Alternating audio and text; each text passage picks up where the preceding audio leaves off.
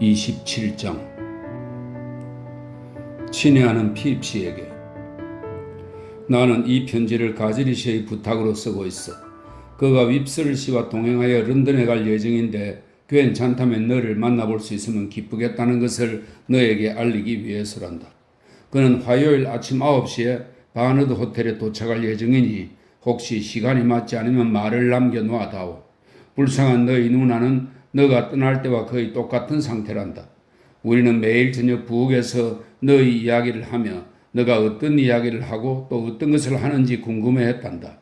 이 편지가 너무 격이 없이 비춰진다면 어렸던 옛 시절의 정을 생각해서 용서해 주기 바란다.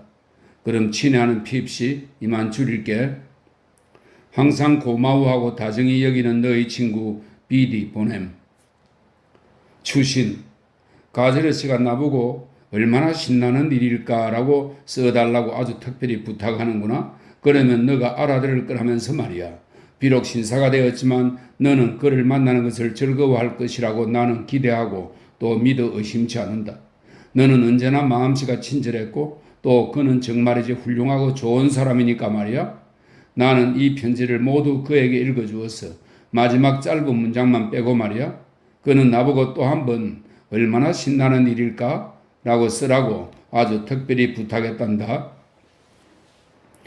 나는 이 편지를 월요일 아침에 우편 배달로 받았다. 따라서 조가 오기로 한 날은 그 다음 날이었다. 내가 어떤 감정으로 조의 방문을 기다렸는지 있는 그대로 솔직히 고백하겠다. 나는 기쁜 감정이 아니었다. 참으로 수많은 점에서 그의 신세를 졌음에도 불구하고 기쁜 감정은 아니었다. 오히려 큰 심리적 동요와 일종의 분노 어린 창피함, 그리고 내 신문과 맞지 않는다는 날카로운 느낌으로 나는 그의 방문을 생각했다. 만약 돈이라도 주어서 그를 못 오게 할 수 있었다면 나는 틀림없이 그렇게 했을 것이다. 그나마 나에게 큰 안심이 되는 점은 그가 해머 스미스가 아니라 바너드 여관으로 온다는 것, 그리고 벤틀리 드러물과 마주칠 일이 없을 것이라는 사실이었다. 나는 허버트나 포키 씨가 그를 만나는 것에 대해서는 별로 반감이 없었다. 두 사람 다 내가 존경하는 사람이므로 그랬다. 하지만 내가 경멸하는 드러머리 그를 만나는 것에 대해서는 나는 그야말로 날카롭고 예민한 거부감을 느꼈다. 바로 그런 식으로 우리는 인생을 살아가면서 우리 자신의 가장 나쁜 단점과 비열한 면모를 대개 우리가 가장 경멸하는 사람들 때문에 드러내곤 하는 법이다.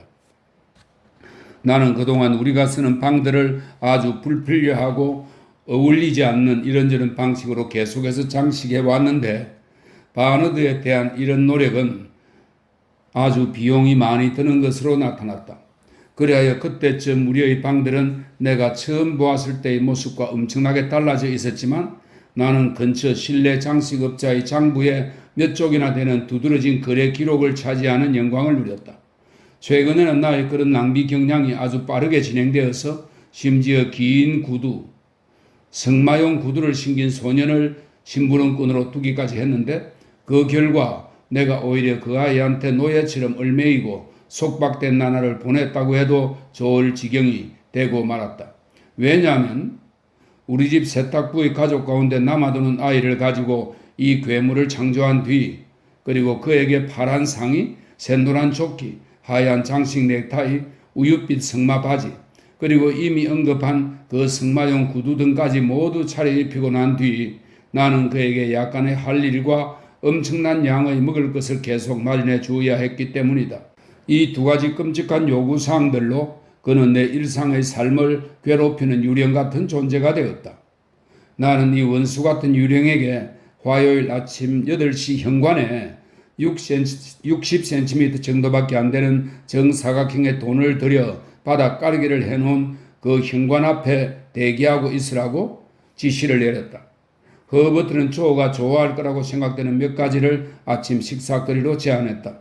그렇게 관심을 보여주고 배려해 주는 것에 대해 그에게 진심으로 고마움을 느끼면서도 나는 한편으로 이상하게도 약간 화가 나며 만약 조가 허버트 자신을 만나러 오는 것이라면 과연 그가 그것에 대해 그토록 쾌활하게 굴었을까 하는 의심에 사로잡히기도 했다.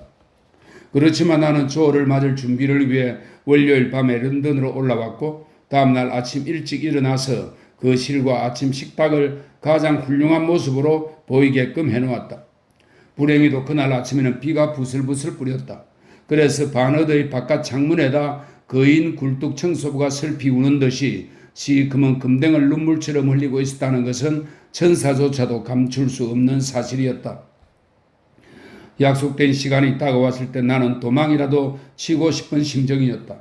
하지만 그 원수 같은 녀석이 지시에 복종하여 현관을 지키고 있었다. 곧 조가 계단을 올라오는 소리가 들려왔다. 나는 그게 조라는 것을 쉽게 알 수 있었는데 계단을 올라오는 스트름 발소리와 그의 정장용 구두는 늘 그에게 너무 컸는데 그 발소리가 들렸고 올라오는 동안 각 층의 방문에 적힌 이름들을 읽는 데 걸리는 시간을 통해서였다. 마침내 그가 우리 방문 앞에 이르러 걸음을 멈추었을 때 나는 그가 페인트로 쓴 내 이름의 글자들을 손가락으로 더듬는 소리를 들을 수 있었으며 그 다음엔 그가 열쇠 구멍을 들여다보며 내쉬는 숨소리를 분명하게 들을 수 있었다. 드디어 그가 문을 살짝 한번 똑 하고 두드렸다. 그러자 곧 페프, 이것은 바로 원수 같은 내 시동 녀석의 창피스러운 이름이었다. 페프가 가젤 씨가 오셨습니다 하고 알렸다. 내 생각에 그냥 놓아두면 조는 매트에 구두 닦는 일을 끝없이 계속할 것 같았다.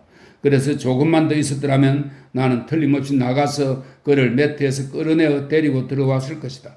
하지만 그 순간 그가 드디어 들어왔다. 조, 안녕하셨어요, 조? 핍, 잘 지냈니, 핍?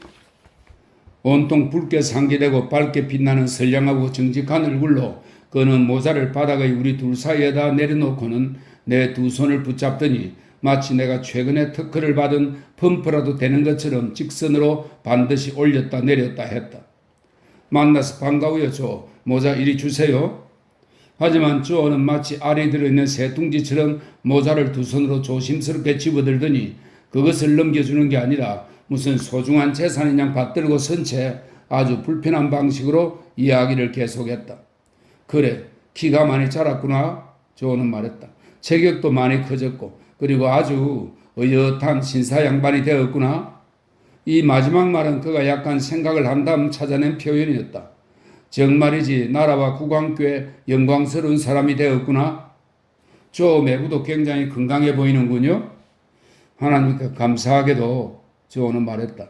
난 여전히 팔팔하단다. 그리고 너희 누나 말이다. 그녀는 예전보다 못하지는 않단다.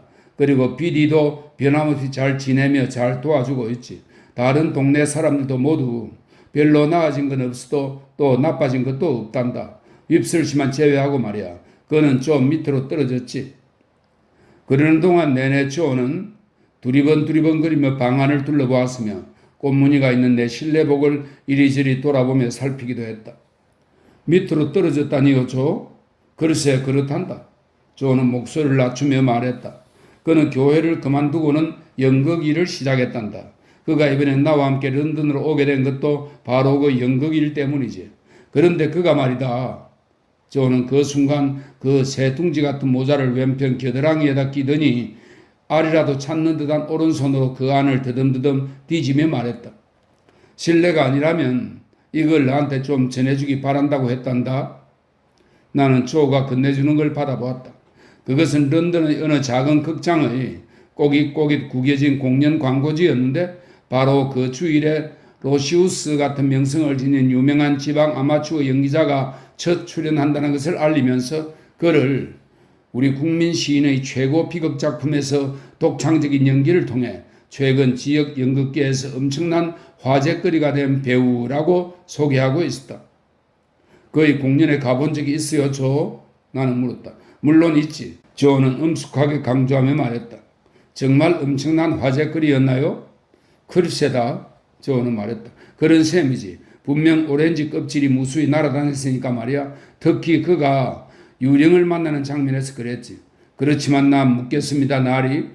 어떤 배우와 유령 사이에 계속 아멘이란 말을 던지며 끼어드는 것이 과연 그 배우로 하여금 자신의 역할을 즐겁게 수행하도록 해주는 건지 말입니다. 사람이 불행하기도 한때 교회에서 일을 한 적이 있을 수도 있건만 조는 목소리를 낮추어 동정적인 어조로 이의를 제기하듯 계속해서 말했다. 그렇다고 그런 순간에 그렇게 그를 방해할 것까지는 없지 않느냐는 거다. 그러니까 내 말은 어떤 사람이 자기 아버지의 유령에게 주의를 집중하도록 허용되지 않는다면 대체 어떤 게 허용될 수 있겠느냐 이겁니다. 나리, 더구나 그의 상봉용 모자가 불행하게도 너무나 작게 만들어져서 제 아무리 그걸 계속 쓰고 있으려고 해도 검정색 깃털 장식의 무게로 인해 자꾸만 벗겨지고 날 때 그래도 되느냐 이거야. 그 순간 조 자신의 얼굴에 유령을 본 듯한 표정이 떠올랐는데 그걸 보고 나는 허버트가 방에 들어왔다는 사실을 알았다. 그래서 나는 조를 허버트에게 소개했다. 허버트는 악수하려고 손을 내밀었다. 하지만 조는 뒤로 주춤 물러나더니 새 둥지 같은 모자만 꼭 붙들고 서 있었다. 존경하옵는 나리, 조는 말했다. 바라건대 나리와 핍은 여기서 그의 시선은 구운 빵 등을 식탁에 막 갖다 놓고 있는 원수 같은 그 녀석에게로 떨어졌는데 그 녀석을 우리와 한 식구 신사로 생각하려는 의도가 그의 표정에 너무나 분명하게 드러나 있어서 나는 얼굴을 찌푸림으로써 그걸 막았다. 그러자 조는 더욱 당황해하며 말했다. 그러니까 두 분 신사님들을 뜻하는 건데 바라건대 두 분께서는 답답한 이곳에서 건강하게들 잘 지내시겠죠? 여기 물론 런던의 기준에 따르면 아주 훌륭한 숙소겠죠? 조는 은밀한 의조로 말했다. 그리고 평판이 아주 좋은 곳임에 틀림없겠죠. 하지만 나로 말할 것 같으면 난 이곳에서 돼지 한 마리도 기르지 않겠습니다.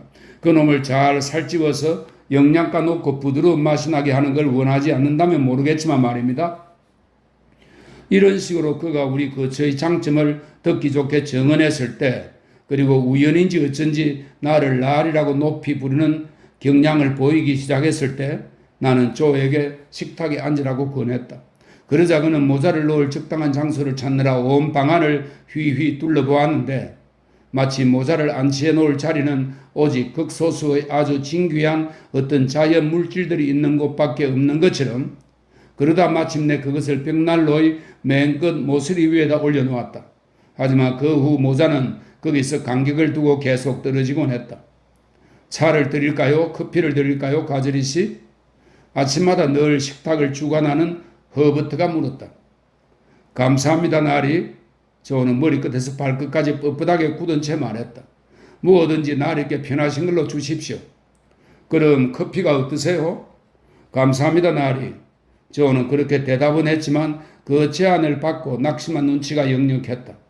나리께서 그렇게 친절하게 커피를 선택해 주셨으니까 나리 의견에 반대는 안 하겠습니다. 하지만 커피는 좀 뜨겁다고 생각되지 않으시는지요? 그럼 차를 드리죠. 하버트는 그렇게 말하고 차를 따라 주었다. 이 순간 조의 모자가 벽난로에서 굴러떨어졌다. 그러자 조는 의자에서 벌떡 일어나 모자를 집어들었다. 그러곤 정확히 똑같은 자리에다 그것을 다시 올려놓았다. 마치 그것이 금세 다시 굴러떨어지도록 하는 것이 훌륭한 예절을 나타내는 절대적인 항목이기라도 한 것처럼 말이다. 런던에는 언제 올라오셨나요, 가저리 씨? 그게 어제 오후였던가요, 아마? 조는 마치 런던에 온 이후 100일에 걸릴 시간이라도 있었던 듯이 손에 입을 가리고 기침을 한바탕 한 뒤 말했다. 아니요, 그렇지 않습니다. 예, 그렇습니다. 맞습니다. 어제 오후였습니다. 깨달음과 안심과 은밀한 공정성이 한데 뒤섞인 표정을 지으며 한 말이었다. 런던 구경을 좀 하셨나요? 예, 좀 했습니다, 나리. 조는 말했다. 저와 윕슬은 곧장 구두약 공장으로 달려갔지요. 하지만 저희는 그곳의 상점들 출입문에 붙은 빨간 광고지에 그려진 모습에는 좀 못 미친다는 걸 발견했습니다. 그러니까 제 말은 조는 설명조로 덧붙였다. 광고지에는 좀 너무 근사한 건축물로 그려져 있다는 것입니다. 정말이지 나는 조가 이 근사한이라는 단어를 일종의 완전한 합창처럼 길게 느려서 발음했을 거라고 믿는다. 하나님의 섭리로 마치 모자가 떨어지려고 흔들거림으로써 그의 주의를 끌지 않았다면 말이다. 모자는 참으로 그에게서 부단한 주의와 눈과 손의 민첩한 움직임을 요구했는데 그것은 크리켓 경기에서 삼주문을 수비할 때 필요한 것과 아주 똑같은 것이었다.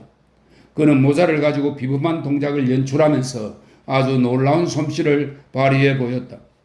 때로는 모자를 향해 돌진하여 그것이 막 떨어지는 순간 멋있게 붙잡기도 했고 때로는 떨어지는 중간에서 모자를 일단 손으로 막았다가 다시 그것을 채올린 다음 방의 이곳저곳을 옮겨가며 그리고 꽃무늬가 있는 벽지에 그것을 수없이 부딪혀대면서 이리저리 몰고 다니기도 했다. 그러다가 마침내 그만 끝내는 것이 안전하다고 느꼈는지 모자를 찻잔 씻는 물이 담긴 대야 속에다 풍덩 빠뜨려버리고 말았는데 나는 보다 못해 내 손으로 모자를 집어내어 치워버렸다. 그의 셔츠 목깃과 양복 윗도리 목깃에 대해 말하자면 그것들은 둘 다 정말 어떻게 생각해야 할지 난감할 뿐인 즉 불가사의한 신비였다. 자신이 완전히 정장을 했다고 생각하기 위해서 자기 목의 살갗을 그토록 문질러 벗겨지게 해야 할 이유가 대체 어디에 있다는 말인가? 나들이 양복으로 고통을 당함으로써 자신을 정화할 필요가 있다고 생각할 이유가 대체 어디 있다는 말인가? 이 밖에도 조어는 포크를 접시에서 입으로 가져가다가는 갑자기 딱 멈춘 채 알 수 없는 명상에 깊이 빠져들곤 했으며 이리저리 이상한 방향으로 시선을 계속 돌려대는가 하면 한참 동안 아주 희한한 기침을 터뜨리며 괴로워하기도 했다. 또 식탁에서 아주 멀리 떨어져 앉는 바람에 먹는 것보다 흘리는 음식이 오히려 더 많았는데 그러면서도 전혀 흘리지 않은 척하곤 했다. 그래서 허버트가 시내로 출근하기 위해 우리 곁을 떠났을 때 나는 진정으로 기쁜 마음이었다. 당시 나는 이 모든 것이 전부 내 잘못이라는 것을 그리고 내가 조어를 좀 더 편하게 대했다면 조어도 나를 좀 더 편하게 대했을 거라는 것을 깨달을 만한 양식이나 지각이 전혀 없었다. 나는 그저 그를 짜증스럽게 여겼고 그에 대해 화만 냈는데 그런 상태에서도 조어는 나를 선하게 대했고 그 결과 내 머리에는 부끄러운 업보만 쌓여갔던 것이다. 이제 우리 둘만 남았으니까 말인데요. 나리 조가 말을 시작했다.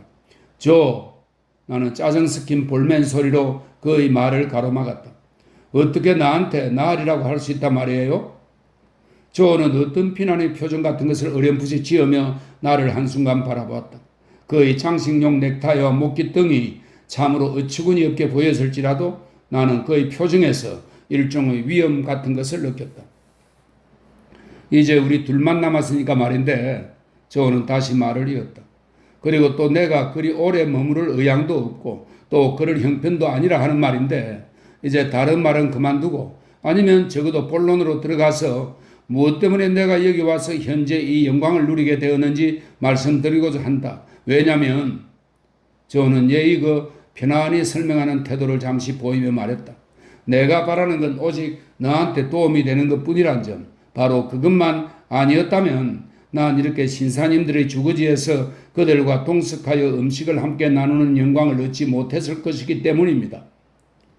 나는 조의 아까 그 표정을 다시 보고 싶은 마음이 없어서 그의 어조에 대해 아무런 항의도 하지 않았다. 자, 나리. 조는 계속해서 말했다. 사정은 다음과 같습니다.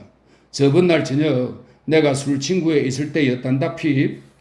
그는 다정한 감정에 빠져들 때마다 나를 핍이라고 불렀고 반면 정중한 격식으로 떨어질 때마다 나를 나리라고 불렀다. 자신의 이륜마차를 타고 펌벌축구가 거기로 오는 게 아니었니? 그런데 말이다. 저는 다른 길로 빠지며 말했다. 그는 이따금 날 엄청 화나게 하고 나는데 그건 그가 읍내를 여기저기 다니며 너의 어린 시절 함께 보낸 동료이자 너가 놀이치고 친구로 여겼던 사람은 바로 자기라고 떠벌려대곤 하기 때문이란다? 터무니없는 소리, 그거 매부잖아요, 조. 나도 전적으로 그렇게 믿고 있었단다, 핍. 조는 고개를 살짝 위로 젖혀 보이며 말했다. 물론 이제 그런 건 별 의미가 없는 거지만 말입니다, 나리. 그건 그렇고, 핍. 바로 이 사람이, 즉 태도가 좀 요란스러운 경향이 있는 이 사람이 술 친구로 나를 찾아와서 나한테 이렇게 말했단다. 조셉, 미스 해비시엄 그녀가 자네와 이야기를 좀 하고 싶어하네? 라고 말이야. 미스 해비시엄이요, 조? 그래. 펌블축구의 말은 분명 그녀가 자네와 이야기를 좀 하고 싶어하네 였어. 그러더니 조는 그대로 앉아서 천장을 보며 누나를 굴렸다. 그랬어요, 조. 계속 말해보세요, 어서. 그래서 다음날 날이 조는 마치 멀리 떨어져 있기라도 한 것처럼 나를 바라보며 말했다. 저는 깨끗이 씻고 가서 미스 A를 만나보았죠. 미스 A라뇨, 조? 미스 해비션 말인가요? 본인이 말하는 사람은 조는 마치 유언이라도 작성하는 사람처럼 법률적 형식을 차리는 태도로 대답했다. 미스 A, 즉 해비션 맞습니다. 나리. 그녀는 그때 이렇게 말했습니다. 가즈리 씨, 당신은 핍 군과 서신 연락을 하고 있겠죠? 너한테서 편지를 한 장 받은 적이 있으므로 나는 네, 그렇습니다. 라고 대답할 수 있었지. 그럼 그에게 좀 전해주겠어요? 그녀는 말했단다. 에스텔레가 집에 돌아왔는데 그를 만나보면 반가워할 거라고 말이에요. 나는 조를 바라보는 내 얼굴이 뜨겁게 달아오르는 것을 느꼈다. 생각건대 그렇게 달아오른 한 가지 희미한 이유는 아마 그가 여기 온 용건을 내가 미리 알았더라면 그에게 좀 더 호의적으로 대했으리라는 의식 때문이었을 것이다. 비디는 조는 말을 계속했다. 내가 집에 돌아와서 너한테 전할 말을 편지로 써달라고 부탁했을 때 약간 주저했단다. 그러더니 비디는 그걸 말로 직접 전해주면 피입은 아주 기뻐할 거예요. 마침 휴가 중이고 가즈리 씨도 피입이 보고 싶을 때니까 직접 가세요. 라고 말했단다. 자, 이제 난 할 말을 다 했습니다, 나리. 조는 자리에서 일어나며 말했다. 그럼 피입 늘 건강히 잘 지내고 또 만사 형통하여 더욱더욱 높이 계속 올라가길 빌겠다. 지금 가려고 하는 건 아니죠, 조? 아니, 지금 가는 거야. 조는 말했다. 이따가 오찬을 들러 다시 오실 거죠, 조? 아니, 안 올 거란다. 조는 말했다. 우리의 시선은 서로 마주쳤다. 그 순간 나를 나리라고 부르던 그 모든 어색함이 그의 남자다운 가슴에서 전부 녹아 없어지면서 그는 나에게 손을 내밀었다. 핍, 이복의 친구, 인생이란 서로 나뉜 수없이 많은 부분들의 접합으로 이루어져 있단다. 그래서 어떤 사람은 대장장이고 어떤 사람은 양철공이고 어떤 사람은 금세공업자고 또 어떤 사람은 구리세공업자이게끔 되어 있지. 사람들 사이에 그런 구분은 생길 수밖에 없고 또 생기는 그대도 받아들여야 하는 법이지. 오늘 잘못된 무언가가 조금이라도 있다면 그건 다 내 탓이다. 너와 난 런던에서는 함께 만나지 말아야 할 사람들이야. 사적이고 익숙하며 친구들 사이에 잘 알려져 있는 그런 곳 외의 다른 어떤 곳에서도 우린 만나지 말아야 할 사람들이야.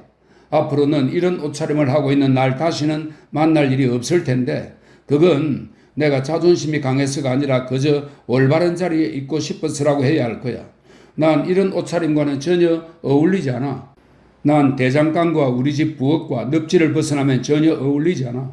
대장장이 옷을 입고 손에는 망치 혹은 담배 파이프라도 들고 있는 내 모습을 생각하면 너는 나한테서 지금 이런 차림의 반만큼도 흠을 발견하지 못할 거야. 혹시 너가 날 다시 만나고 싶은 일이 생긴다면 그땐 대장간에 와서 창문으로 머리를 들이밀고 대장장인 이 조가 거기서 낡은 모루를 앞에 두고 불에 걸린 낡은 앞치마를 두른 채 예전부터 해오던 일을 열심히 하고 있는 모습을 바라보도록 하거라. 그러면 너 나한테서 지금 이런 차림의 반만큼도 흠을 발견하지 못할 거다. 난 끔찍이도 우둔한 사람이지만 오늘 이 일에서는 마침내 어느 정도 올바른 결론을 뽑아냈다고 생각한다. 그럼 이복에 하나님의 축복을 빌겠네. 사랑하는 내 친구 핍, 하나님의 축복을 빌겠네. 소박하면서도 진실한 위험이 그에게 있다고 내가 생각했던 것은 틀리지 않았다. 그가 이렇게 말할 때 어색한 그의 옷차림은 아무런 걸림돌이 되지 못했다. 천국에서 그런 것처럼 말이다. 그는 내 이마를 손으로 부드럽게 한번 만져주고는 밖으로 나갔다. 잠시 후 정신이 좀 들자마자 나는 급히 그의 뒤를 쫓아 달려나갔다. 그리고 그를 찾아 주변 길거리를 여기저기 둘러보았다. 하지만 그는 이미 사라지고 없었다. 28장. 다음 날 내가 고향 음대에 내려가야 한다는 것은 자명한 일이었다. 그리고 밀려드는 회개의 물길에 휩싸인 처음 얼마 동안은 내가 조의 집에 묵어야 한다는 것 역시 마찬가지로 자명해 보였다. 하지만 다음 날 타고 갈 마차의 마부 옆좌석을 예약한 뒤 복귀시 집에 내려갔다. 돌아왔을 때쯤 나는 후자의 상황에 대해서는 확신을 거의 다 잃어버린 채 블루보 여관에서 숙박해야 할 이런저런 이유와 변명을 생각하고 꾸며내기 시작했다. 조의 집에 묵으면 아무래도 폐가 될 거야. 내가 자고 갈 거라고는 기대하지 않을 거야. 내 잠자리가 준비되어 있지도 않을 거고 또 미스 해비심의 집에서 너무 멀리 떨어진 곳에 머무르게 될 텐데 그녀는 까다로운 사람이라 그걸 불쾌하게 생각할지도 몰라. 등등으로 말이다. 자기 자신을 속이는 사기꾼에 비하면 이 세상의 다른 사기꾼들은 모두 아무것도 아닐 것이다.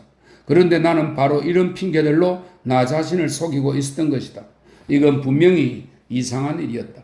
다른 누군가가 만든 반 크라운짜리 가짜 돈을 내가 모르고 받는 것은 충분히 있을 수 있는 일이다. 하지만 내가 직접 위조한 가짜 동전인 줄 분명히 알면서도 그걸 내가 진짜 돈으로 여긴다면 어떤 친절한 낯선 사람이 안전을 위해 내 지폐를 꼭꼭 잘 접어두겠다는 핑계를 대고는 그 지폐를 슬쩍 빼낸 다음 가짜 종이돈을 나에게 건네주었다고 치자. 하지만 그런 날쌘 손재주는 내가 만든 가짜 돈을 접어서 그걸 나 자신에게 진짜 지폐라고 속여받게끔 하는 내 솜씨에 비하면 얼마나 하찮은 재주인가. 마침내 블루보우에 가기로 결정을 내린 나는 또다시 많은 마음의 갈등을 겪었는데 그것은 바로 그 원수 같은 녀석을 데리고 갈 것인가 말 것인가 하는 문제 때문이었다. 비싼 돈을 들인 그 고용의 녀석이 블루보우의 역마차 마당 궁영 출입구에서 보란듯이 자기 구두에 바람을 씌우고 있는 모습을 생각하면 상당히 마음이 끌리는 일이었다. 또 우연인 것처럼 드랩시의 양복점에 그를 데리고 들어가 내보임으로써 드랩신의 저문의 불순한 의식을 깔아뭉갤 상상을 하는 것은 거의 장마리만큼 근사한 일이었다. 하지만 그 반면 드랩시의 저문은 교묘하게 그 원수 녀석에게 접근해서 그와 친밀한 관계를 맺은 다음 그 녀석에게 이상한 말을 짓거릴지도 몰랐다. 그렇지 않으면 그는 내가 알기에 무모하고 자포자기식으로 행동할 수 있는 못된 놈이었으므로 중심가에서 내 원수 녀석에게 야유를 던지며 창피를 줄지도 몰랐다. 그럼 내 후원자이신 그녀도 그 녀석에 대한 이야기를 듣고 안 좋게 여길 수도 있었다. 결국 이 모든 것을 고려하여 나는 원수 녀석을 남겨놓고 가기로 결심했다. 내가 자리를 예약한 마차는 오후 마차였다. 겨울이 닥쳐와 있는 때였으므로 나는 어두워진 뒤 2-3시간이 지나고 나서야 목적지에 도착하게 될 것이었다. 크로스키즈 마차역에서의 출발 시각은 2시였다. 나는 원수 녀석의 수행을 받으며 할 수만 있으면 나를 수행하거나 섬기는 일을 절대 안 하려는 놈에게 그런 표현을 쓸 수 있다면 하는 말인데 마차역 구내마당에 15분 정도 여유를 두고 도착했다. 그 당시에는 역마차를 이용해 죄수들을 해군 조선소로 실어보내는 것이 관례였다.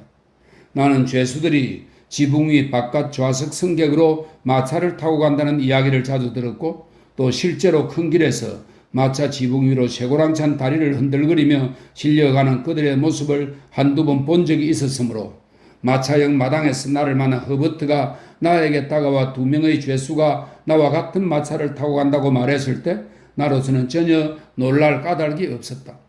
하지만 비록 이제 오래된 것이기는 했지만 죄수라는 말을 들을 때마다 체질적으로 움찔하게 되는 한 가지 이유가 나에게 여전히 있었다.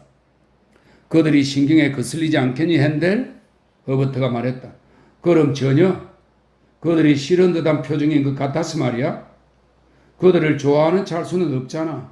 너도 그들을 별로 좋아하진 않겠지? 하지만 그렇다고 그들이 신경에 거슬리는 정도는 아니야. 저것 봐. 허버트가 말했다. 저기 그들의 술집에서 나온다. 참으로 혐오스럽고 추한 모습이로구나.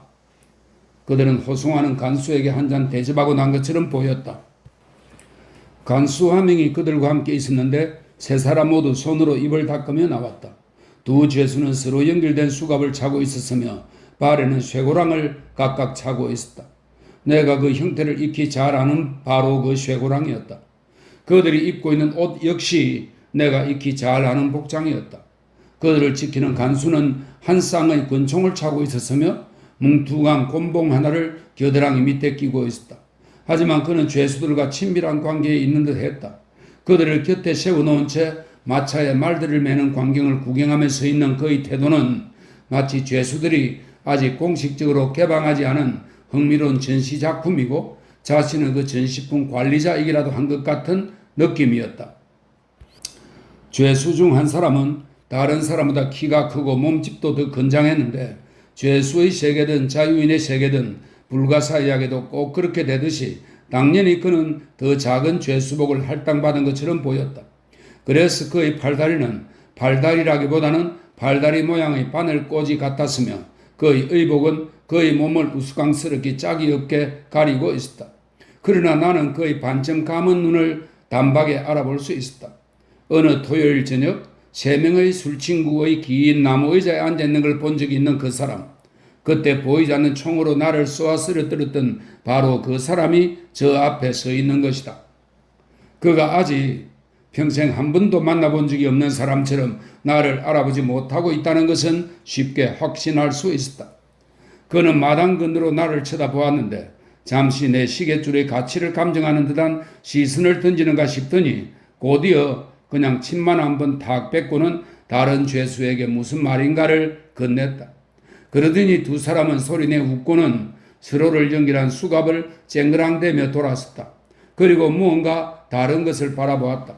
마치 그들이 길가의 출입문이라도 한 것처럼 그들 등짝에 쓰인 커다란 숫자들, 마치 하등동물이라도 한 것처럼 거칠고 지저분하고 흉한 그들의 살갗, 그대로 보이기가 미안한 듯이 손수건으로 화환처럼 빙 둘러싸맨 쇠고랑찬 그들의 두 다리, 그리고 그곳에 있는 모든 사람들이 멀찌감치 떨어져서 그들을 쳐다보는 태도 등등, 이 모든 것들은 그들을 참으로 불쾌하고 혐오스러운 모습으로 보이게 했다. 그러나 최악의 상황은 이것이 아니었다. 마차 지붕의 뒷좌석 전체를 런던에서 이사가는 어느 가족이 모두 예약하는 바람에 두 죄수가 앉을 자리는 지붕 앞쪽 좌석, 즉 마부 바로 뒷좌석밖에 없는 상황이 벌어졌다. 이에 대해 그 앞쪽 좌석의 4번째 자리를 예약한 화 잘 내는 한 신사가 아주 격렬한 분노를 터뜨렸다. 그는 자기를 그런 지독한 악당들과 동석시키는 것은 계약 위반일 뿐만 아니라 치명적이고 유해하며 지옥스럽고 창피한 일이 아닐 수 없다는 등 온갖 불만을 있는 대로 마구 퍼부었다. 이때 저 마차는 떠날 준비가 다 되어 있었고 마부는 마음이 조급한 상태였으며 우리는 모두 마차에 올라탈 준비를 하고 있었다. 그리고 죄수들도 호송 간수와 함께 마차 옆으로 다가와 있었다. 그들이 다가오자 죄수가 있는 곳이면 늘 따라다니는 특유의 이상한 냄새, 즉 빵을 쑤어서 만든 찜질, 약, 거친 약무로 된 천, 밧줄로 만드는 실, 벽난로 바닥에 까는 진흙, 돌 등의 냄새가 풍겼다. 너무 기분 나쁘게 여기지 마십시오, 나리. 간수는 화가 난 그 승객에게 간청하듯 말했다. 제가 나리 바로 옆에 앉겠습니다. 그들은 바깥쪽 자리에 앉도록 하고요. 그들이 나리에게 방해가 되지 않도록 하겠습니다. 그들이 거기 앉아 있다는 것조차 잊으실 수 있도록 하겠습니다.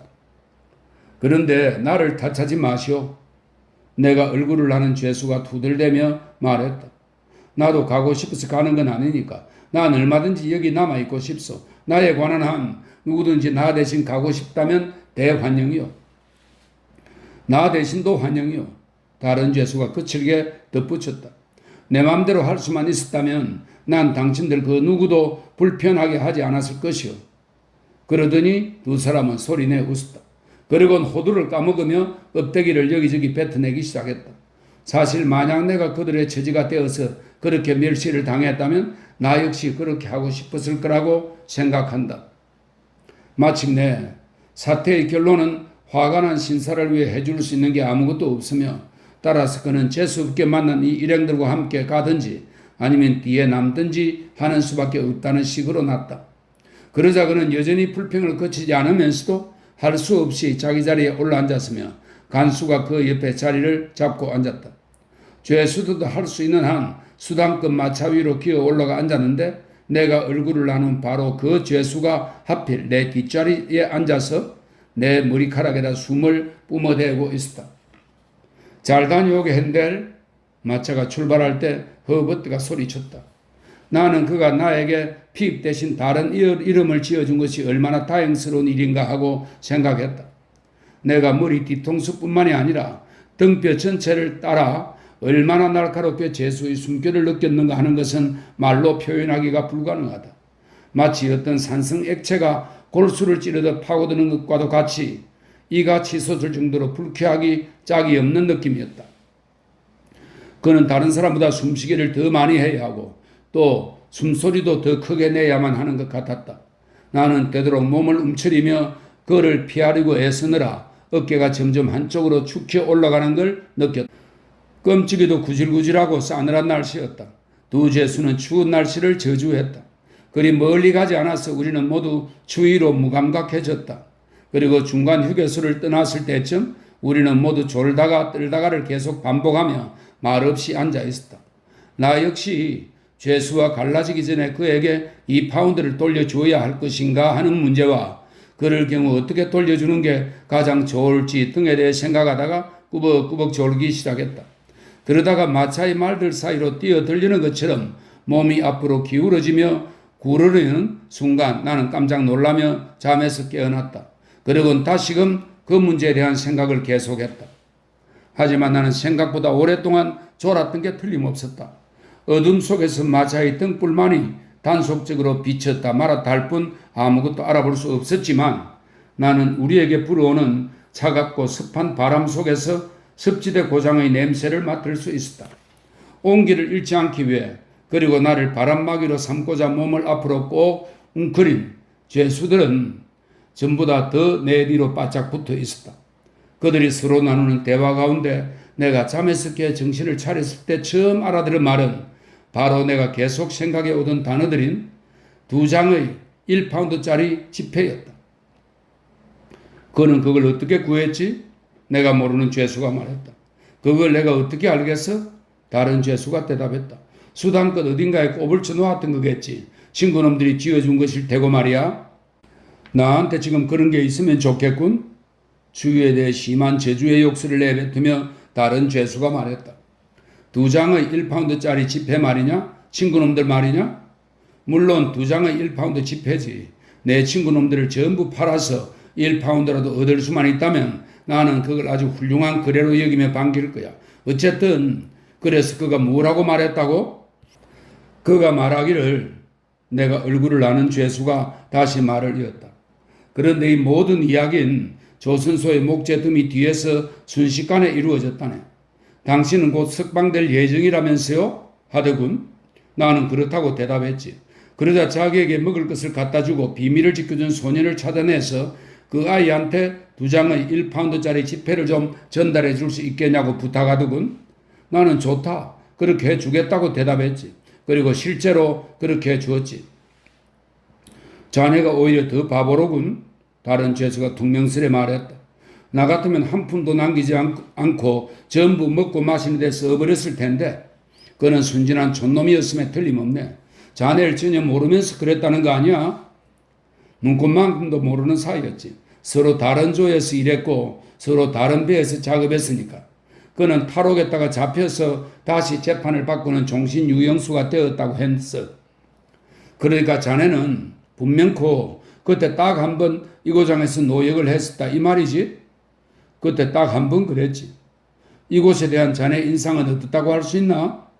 아주 빌어먹을 곳이야. 진흙, 둑, 안개, 늪, 그리고 노동, 늪, 안개, 그리고 진흙, 둑, 오직 그것뿐이었지. 그들은 둘 다 아주 지독한 말로 그곳에 대해 저주를 퍼붓기 시작했는데 실컷 그러더니 제 불에 지쳐 점차 할 말을 잃고 말았다. 그 죄수가 나를 전혀 알아보지 못한다는 확신만 없었다면 나는 이 대화를 엿듣고 난 뒤 틀림없이 마차에서 내려서 어두운 길가에 혼자 남았을 것이다. 사실 나는 자연스러운 성장의 결과로 아주 많이 변했을 뿐만 아니라 너무나 다른 상황에서 너무나 다른 옷차림을 하고 있었으므로 그가 어떤 부차적인 도움 없이 나를 알아본다는 것은 가능성이 전혀 없었다. 하지만 우리가 마차에 함께 타고 있다는 그 기묘한 우연의 일치로 인해 나는 어느 순간에고 그가 듣는 자리에서 나를 내 이름과 연결하는 무언가 다른 우연의 일치가 충분히 일어날 수 있다는 두려움에 사로잡혔다. 이런 이유로 나는 읍내에 닿자마자 즉시 마차에서 내려 그가 내 이야기를 듣지 못하는 곳으로 사라져 버리기로 작정했다. 나는 이 계획을 성공적으로 수행했다. 내 작은 여행 가방은 바로 내 발밑의 짐칸에 들어있어서 그것을 꺼내기 위해서는 그저 경첩 하나만 움직이면 되었다. 나는 가방을 먼저 앞으로 던진 다음 그 뒤를 따라 뛰어내렸다. 다음 순간 나는 읍내의 포장도로 첫머리에 있는 가로등 아래 포석 위에 혼자 남게 되었다. 죄수들에 대해 말하면 그들은 마차를 타고 그들의 갈 길을 계속 갔는데 나는 그들이 어느 지점에서 강으로 이송되어 배에 실려갈지 잘 알고 있었다. 상상 속에서 나는 진흙으로 덮인 선착장 계단에서 다른 죄수들이 젓는 보트가 이들 두 죄수를 기다리고 있는 것을 그려볼 수 있었다. 그러자 마치 개들에게 하듯이 퉁명스럽게 외치던 그 명령, 즉 노를 세게 당기라 이놈들아 하는 소리가 다시금 선명하게 들려왔으며 시커먼 바다 위에 사악한 노아의 방주처럼 떠있는 감옥선이 다시금 선명하게 떠올랐다. 내가 그때 무엇을 두려워했냐고 물었다면 나는 대답하지 못했을 것이다. 왜냐하면 내가 느낀 공포는 전혀 뭐라고 규정할 수 없는 막연한 것이었기 때문이다. 하지만 내가 큰 공포에 사로잡힌 것만은 틀림없는 사실이었다. 벌르보우 호텔을 향해 걸어가는 동안 나는 단순히 불쾌하거나 고통스러운 만남에 대한 거부감을 훨씬 넘어서는 어떤 두려움이 엄습하는 것을 느끼며 온몸을 떨었다. 확신하건대 그것은 분명한 형태를 전혀 띠지 않은 두려움이었으며 몇 분 동안 내 어린 시절의 공포를 되살아나게 했다. 벌르보우 호텔의 커피 마시는 방은 텅 비어 있었다.